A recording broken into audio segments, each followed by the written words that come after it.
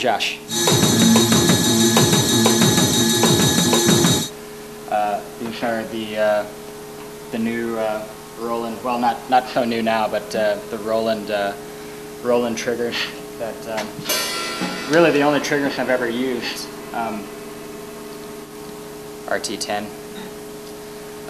This is a really good trigger. It's dual. It's got head and rim triggering. So if you have a stereo cable coming out, it's like having two triggers in one.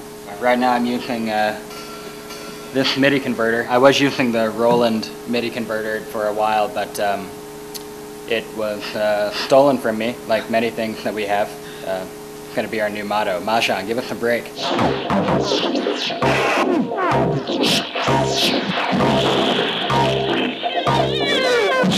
So when I was shopping for a new one, really the only reason I went with the Alesis is because it has 10 inputs, which is more than the Roland had. It seems to perform pretty well, but it is definitely harder to edit the parameters and harder to get around than the Roland was. If the Roland had more inputs, I would definitely go back to that one. My triggers are going into the MIDI converter, and then I have MIDI out going to the computer, talking to Ableton, and all of the sounds that I play on my drums are coming from Ableton. And Hunter has a whole plethora of sounds that we use, and including doing live sampling and then putting those on my drums like we just did.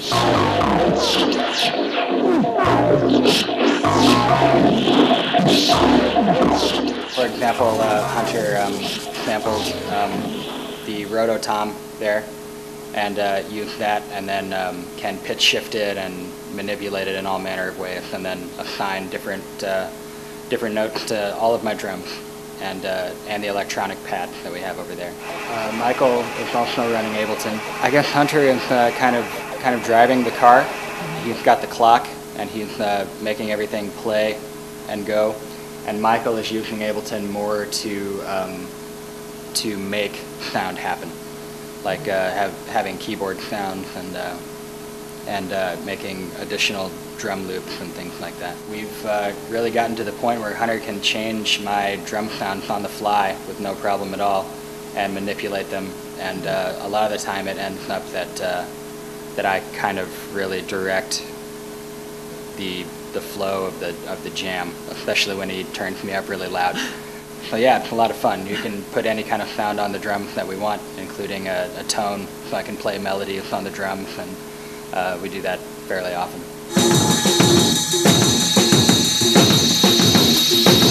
The drums I have now, I chose because they are what can fit in the van for the tour that we have coming up. Usually we have two drum kits, but we are doing a tour with only 4 of us instead of 5, so we're only going to have 1 drum set on this tour. So I have a 4-piece instead of a 3-piece, and they're all triggered. And yeah, I'm not really too picky about the drums that I play. I really think that it matters how you tune them and how you play them more than what kind of drum it is. In general, I make them pretty dead. I like to use E-rings on them to muffle them and make them really focused, kind of, because the music we play is very dense rhythmically, and I find that there's not a lot of room for a lot of ring or drums like ringing out, very live sounding drums. I kind of like them real tight and punchy, and and having them more muffled and tight usually makes them perform a little better with the triggers as well. If the drums are tuned kind of open and floppy, a lot of the time it can make the trigger trigger multiple times. Having the drums triggered in Mahjongg is not a substitute for having real drums. It's like I think a lot of people use drum triggers to they like fill a drum full of foam, and so it hardly makes any noise at all, and then have a trigger on it and have a tom sound on it. That's not really what we do. We have the drums mic'd live like usual, but then on top of that we have other sounds on that they're making. Playing just an electronic drum set would, we like having live drums, and it's the difference between being a completely electronic band and being the band that that sounds like a normal band. It really has a lot to do with the energy, like live drums at a live show, that people really respond to that.